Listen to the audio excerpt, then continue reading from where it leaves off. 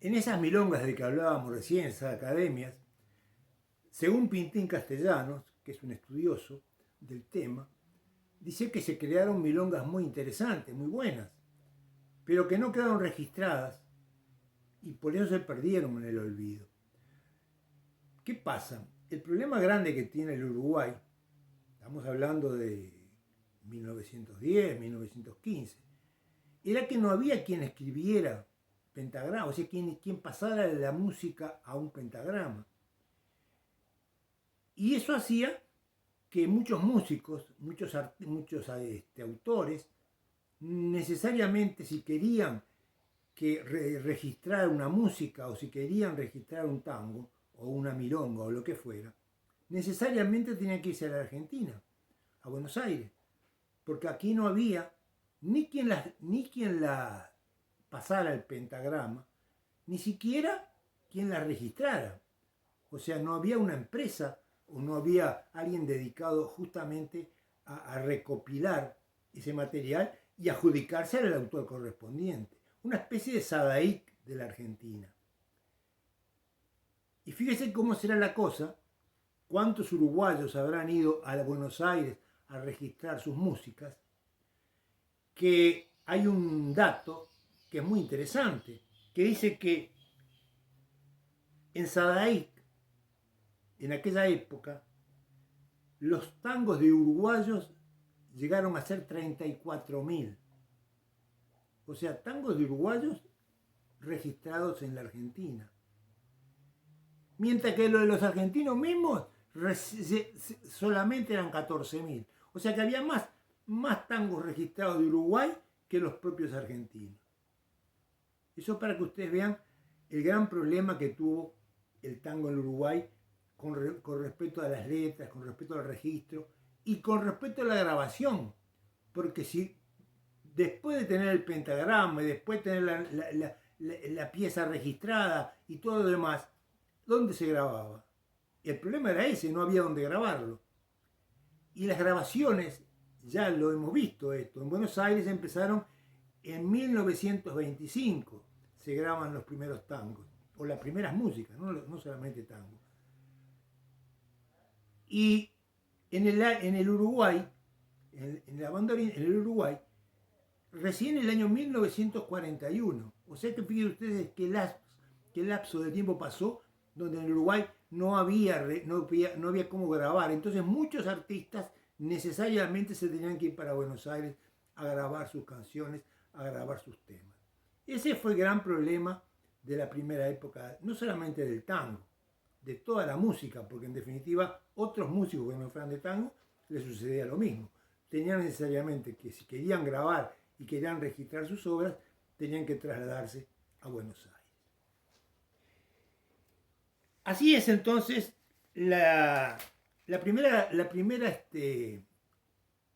fonográfica, creo que se dice así, de grabación de discos en Uruguay fue Sondor. Sondor, los primeros discos fueron de Sondor. Decíamos que hay una época que es muy importante, que es el comienzo de la Primera Guerra Mundial, en 1914. Porque ¿qué pasa?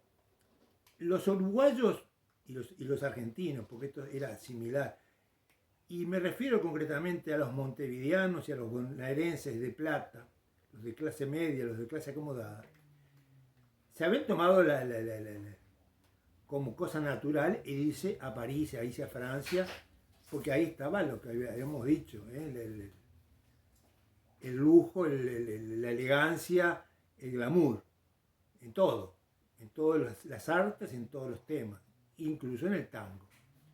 Entonces, ¿qué pasa? Los mejores, los que se consideraban más preparados, los bailarines, los cantores, los músicos, todos se iban para Europa porque veían ahí la gran posibilidad. Incluso la gente de plata iba allá a gastar la plata y no en esta zona.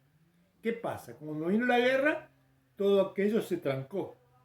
Y entonces necesariamente la gente se tuvo que quedar en el país. Pasa algo como con la pandemia.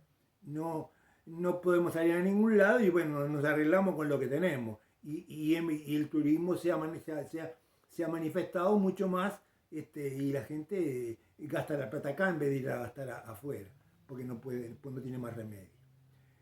Y los argentinos les pasó lo mismo. Así que ese momento dio lugar a que florecieran lugares nocturnos de distintos géneros, no solamente de tango, pero ya con otro glamour, o sea, muchos de los que volvieron de Francia, de los que volvieron de Europa, van a crear sus propios locales, y bien a la francesa. Aparecen locales como Moulin Rouge o como Le Pigalle, o sea, bien a la francesa, lugares donde se bailaba, donde se cantaba, donde se comía, o sea, que porque eran bailables, pero a su vez eran tipo restaurante. O sea,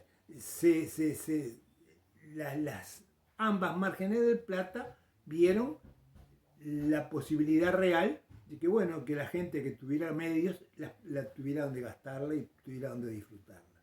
Así aparecen estos ambientes en el año 14.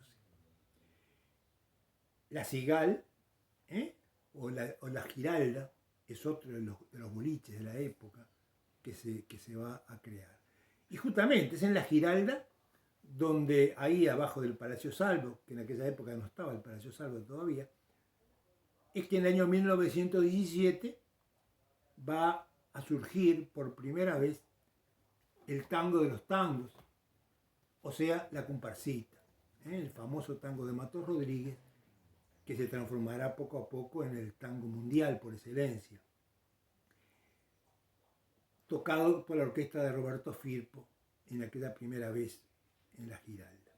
Bueno, a partir de la comparsita y a partir del año 17, ya el tango va tomando otras dimensiones, o sea, se va profesionalizando.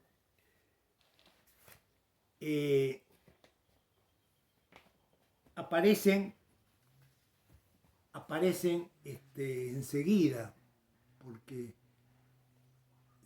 vamos a hablar ya enseguida del 17, los primeros años, lo que se llamaron los años locos, los 20, los 20, o sea, los años de locura. O sea, ese glamour se va a dar a todos los niveles y en todos los sectores. Ya no es solamente en el sector de la clase alta o de las clases medias, sino que en general el pueblo, la sociedad en general, se aprovecha del momento. No se olviden ustedes que en la época de las vacas gordas, en la época en que el Uruguay le vendía a Europa y cualquier cosa. Y bueno, y ahí entró mucha plata y eso hizo que el movimiento económico del país floreciera. Bueno, ese florecimiento que va por toda la gama de esto que estamos hablando, también pasa por los estudiantes, las famosas estudiantinas, que justamente una de las explicaciones de la comparsita es una estudiantina, porque el nacimiento de la comparsita es de una comparsa de estudiantes en primavera, que salían todas las primaveras a cantar, y iban por los barrios, y bueno, y de ahí surgió la letra de Matos Rodríguez y después toda la historia posterior del tango a la comparsita. Pero tengo que también recalcar, bueno, pero ahora sigo.